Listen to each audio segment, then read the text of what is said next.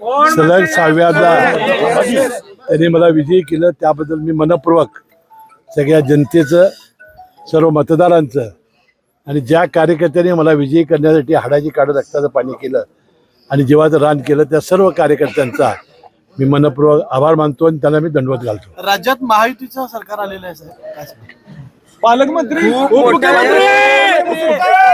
हे बघा, मी माझ्या निकालामध्ये व्यस्त होतो, त्यामुळं मी आकडे काही फारसे बघितलेले नाहीत.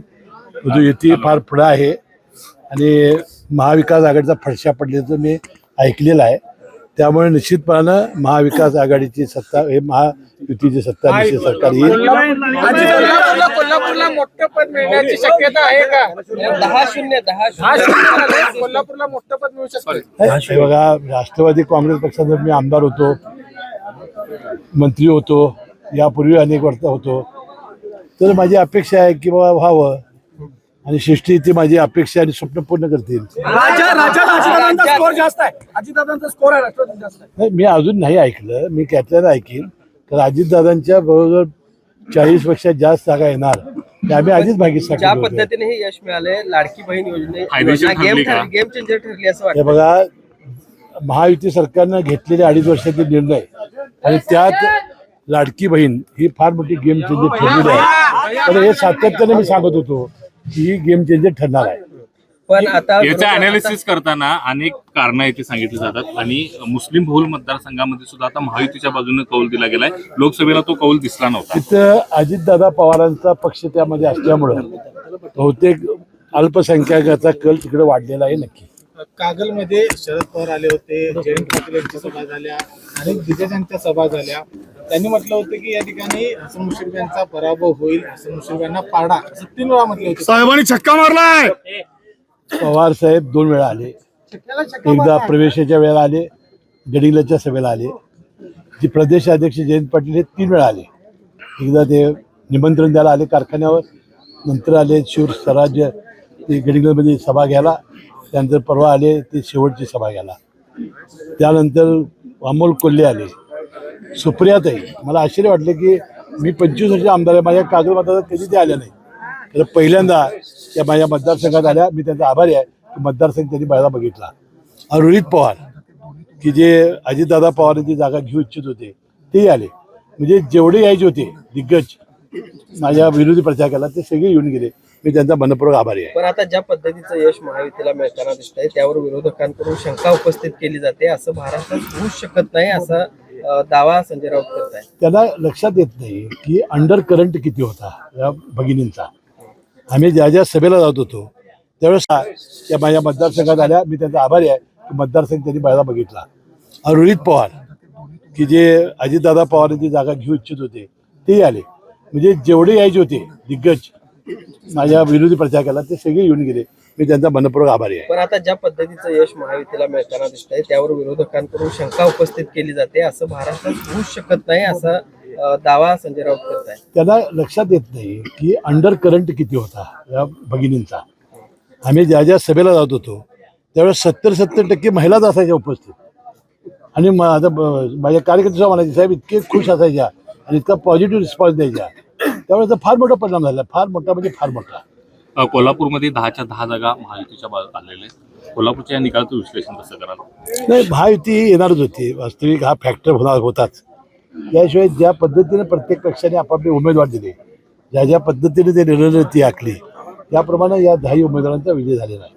सरकार स्थापनेसाठी आता राज्यपालांच्या सभेत तुम्ही जाताल, काही तासच उरलेले आता काय अडचण नाही. रणनीती कशा पद्धतीची असणार? आता अडचणच काय राहिलेली नाही. आता सगळ्यात मोठा पक्ष भारतीय जनता पक्ष ठरलेला आहे. 2 नंबरचा 3 नंबरचा ठरलेला आहे. त्यात आता काय अडचण काय आहे? फक्त त्यांनी नावं काढायची आणि अशा पत्ता घ्यायच्या. सीएम पदासाठी जे नाव येईल त्या नावावरती एकमत होणार आहे का? आता हे बघा माननीय मुख्यमंत्री की साहेब आता तिन्ही शिष्टी मिळून ठरवतील. पण आता काय फारशी अडचण राहिलेली नाही त्यामध्ये. आता हॉटेलमध्ये ठेवा, अपक्षांना वडा, त्यांना हे करा, आता काही राहायची गरज नाही. पण कोल्हापूरच्या मतदारसंघातले शिवाजी पाटील जे अपक्ष म्हणून लढतायत त्यांचा जवळपास विजय निश्चित होते. ते तुमच्यासोबत येणार आहेत का? काय त्यांच्याशी बोलणं? ते भारतीय जनता पक्षाचीच आहेत. माझं काय बोलणं झालं नाही. पण आता अपक्ष हे समर्थन देतील त्यांचं आपण स्वागत करू. तो आता जी मेजॉरिटीसाठी आहे त्याची काय आता अपक्षाची काय आवश्यकता राहील असं मला वाटत नाही. आजच आपण मुंबईला जाणार आहात. मी मुंबईला उद्या जाईल. पुन्हा एकदा तुमचं साहेब अभिनंदन. थँक्यू पालकमंत्री मुस्लिम साहेबांचा, कोल्हापूर जिल्ह्याचे पालकमंत्री मुस्लिम साहेबांचा. यामध्ये एक वैशिष्ट्य असं होतं या निवडणुकीमध्ये, एक व्यक्ती कट कारस्थान आणि कपटी कारस्थान करून मला ईडीमध्ये अडकवून आणि मला अटक करून माझ्या कुटुंबियांना त्रास देऊन हे आमदार होऊ इच्छित होते. त्याचा प्रचंड राग या कागल मतदारसंघामधल्या सगळ्या मतदारांना होता. त्याचा एक फार मोठा परिणाम या निवडणुकीमध्ये दिसून येतोय आणि निश्चितपणानं ज्या ज्या कारवाया त्यांनी केल्या, ज्या पद्धतीनं एकही चांगलं काम करण्याची, मी या पुढच्या काळात त्यांना चांगलं काम करण्याची सद्बुद्धी परमेश्वराने द्यावी अशी प्रार्थना करतो. या निवडणुकीमध्ये या निवडणुकीमध्ये माजी आमदार संजयभाऊ घाटगे यांनी 2.5 महिन्यापूर्वीच आपली उमेदवारी न करता मला पाठिंबा देण्याचा निर्णय घेतला. ते त्यांचे चिरंजीव अमरीश घाटगे आणि सर्व त्यांचे कार्यकर्ते यांनी हाडाची काढून रक्ताचं पाणी केलं. त्यांचाही मी मनपूर्वक आभारी आहे. त्यांचं प्राध्यापक खासदार संजय मंडलिक हे महायुती घटक होते, त्यांनी मला निवडून आणण्यासाठी प्रयत्न केले, त्यांचेही मी मनपूर्वक आभार मानतो. त्याशिवाय भूषण पाटील आपल्या भारतीय जनता पक्षाचे, सर्व भारतीय जनता पक्षाचे कार्यकर्ते, त्यानंतर RPIचे उत्तम कांबळे त्यांचे सर्व कार्यकर्ते, त्याशिवाय शेतकरी संघटना, त्याशिवाय एकनाथ शिंदे गट, त्याच्यामध्ये संजय पाटील बाधवांचे आहेत. या सगळ्यांनी, या उमेश आपटे काँग्रेसचे असून सुद्धा त्यांनी मला पाठिंबा दिला. या सगळ्यांच्या या प्रयत्नाला मला वाटतं या निवडणुकीत यश आलेलं आहे. या सगळ्यांचं मनपूर्वक मी आभारी आहे. अजून एक प्रश्न राहिला, तुमचे मित्र सतेज पाटील आहेत, ते काँग्रेसची एक हाती कमान सांभाळ होती, मात्र काँग्रेसला या निवडणुकीत करावं. ठीक आहे, जनतेनं आता हे केलेलं आहे. आता यावेळेला त्यांनी आत्मपरीक्षण करावं. केदार बेकरी, सर्व स्वतःचे उत्पादन असणारी कोल्हापूर गारगोटी मेन रोडवरील एकमेव बेकरी. आमच्याकडे आम्ही स्वतः बनवलेले खारी, बटर, टोस्ट, बिस्किट्स, सर्व प्रकारचे स्वीट्स, नमकीन्स. केदार स्पेशल मलाई लस्सी, मसाले ताक, व्हॅलेंटिना नॅचरल आईस्क्रीम व इतर भरपूर पदार्थ मिळण्याचे ठिकाण. पत्ता केदार बेकरी, तळाशी फाटा, कोल्हापूर गारगोटी रोड. अशाच नवनवीन अपडेट पाहण्यासाठी आमच्या KK न्यूज चॅनेलला सबस्क्राईब करा.